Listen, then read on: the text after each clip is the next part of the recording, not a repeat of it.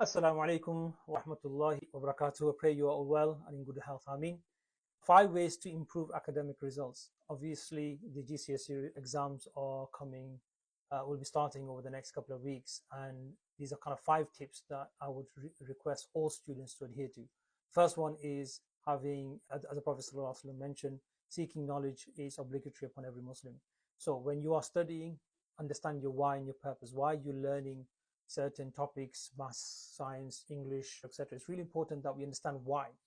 That comes on to the second part, which is intention, niyyah.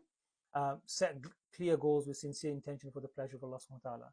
So if you're learning English, maths, science, geography, history, whatever you're learning, even if you're studying at university level, have clear intentions that inshallah I want to benefit this knowledge to human beings, to other people, to the Muslim and so forth. So it's really important that we have the correct intention.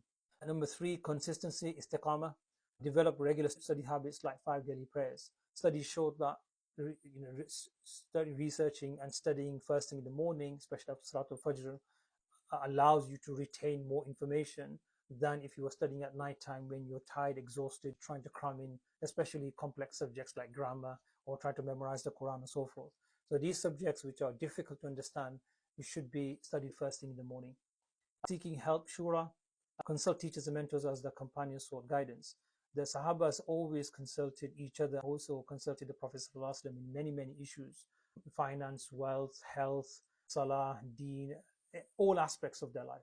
So it's important that we seek the right guidance from the right teachers and the right scholars as well. If you don't understand certain topics, especially from the Islamic studies perspective, then go and speak to certain scholars. Befriend certain scholars that you have connected to and ask them on a daily basis. Even in your schools, you might have certain teachers. Maths teachers really good. Have that rapport with the teachers so that you can approach your teacher and say, look, I don't understand this particular topic. Is it possible I can come and see you at the break time or the lunchtime after school, just for 10 minutes? So that also shows your eagerness and your passion. And hopefully the teacher will respond to that, give you that guidance and time as well. Number 5, dua and tawakkul. It's really important that we understand that knowledge comes from Allah subhanahu wa ta'ala.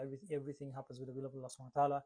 But dua can change destiny. Whatever is written for you, but dua can change your destiny. So we make dua to Allah subhanahu wa ta'ala that He guides us. We kind of absorb the right information, study the right subjects, study for the sake of Allah subhanahu wa ta'ala, and then leave the results to Allah subhanahu wa ta'ala. Have that tawakkul and faith that you've done your best, you've given not just 100% but 150%, and therefore that results will benefit you in some way. Even if you don't get the right results that you wanted, you put all the effort in, you put all the time in, then there was another reason Allah subhanahu wa ta'ala has delayed that. So have faith in Allah subhanahu wa ta'ala that whatever happens for a particular reason. And the last one is sabr and patience. Persevere through difficulties, knowing Allah tests those He loves. And we see that in the Quran as well. Allah mentions, La yukallifullahu nafsan illa wusaha.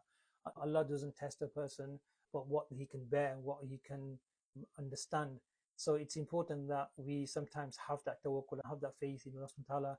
We don't ask for sabr, we don't ask for patience. That means we want calamities to come our way.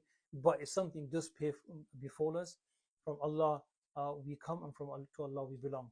So I hope that's been beneficial, inshallah, and I hope as long as we adhere to these guidelines, Allah subhanahu wa ta'ala has blessed us in all our education, as long as we have the right intention and we have the right tawakkul and make dua to Allah subhanahu wa ta'ala. Assalamu alaikum wa rahmatullahi wa barakatuh.